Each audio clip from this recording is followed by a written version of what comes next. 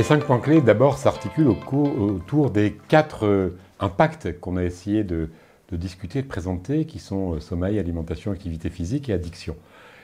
Autour du sommeil, peut-être parce que beaucoup de choses partent de là et on ne le sait pas assez, il faut souligner l'importance du sommeil et notamment du déficit du sommeil comme marqueur de modes de vie qui sont inappropriés et comme facteur aussi d'entrée dans les nombreuses pathologies. Et donc les actions autour du sommeil doivent encourager des meilleurs cycles et un meilleur respect de ce qu'on appelle les rythmes circadiens.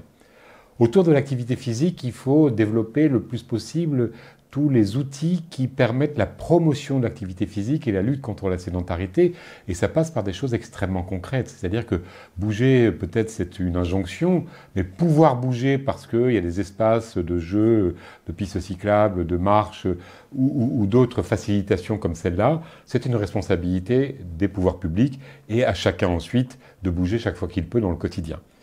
Autour de l'alimentation, ce qui a été dit surtout, c'est diffuser les messages positifs de plaisir,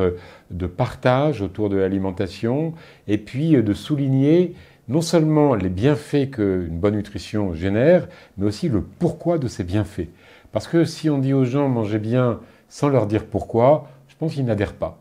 Enfin, autour des addictions, ce qui a été dit, c'est la nécessité de lutter contre les facteurs d'addiction, notamment l'isolement,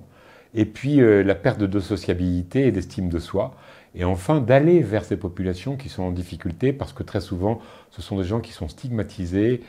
notamment dans certaines addictions graves, et qui n'osent pas, en quelque sorte, aller vers les professionnels de santé. Voilà pour les 4 points qui ont été soulevés, mais il y a aussi une cinquième recommandation ou un point fort qui est sorti de cette matinée, c'est finalement quelque chose qui englobe l'ensemble, à savoir la nécessité de partir des territoires, de partir des personnes, c'est-à-dire d'avoir vraiment un travail qui part du terrain, ce sont eux qui vont nous enseigner sur ce qui est à faire,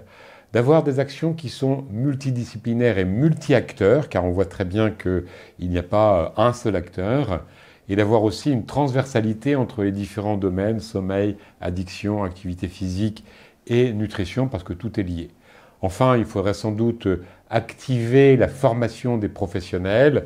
parce que la prévention, ce n'est pas la première fois qu'on le dit, ça ne s'improvise pas, ça ne s'invente pas et il y a un vrai savoir, une vraie compétence, une vraie connaissance à acquérir. Et je crois que quand on aura développé tout cela, eh bien, pourront se mettre encore plus et mieux, sans doute, des actions de prévention ciblées, efficaces, qui partent des territoires et des vrais besoins.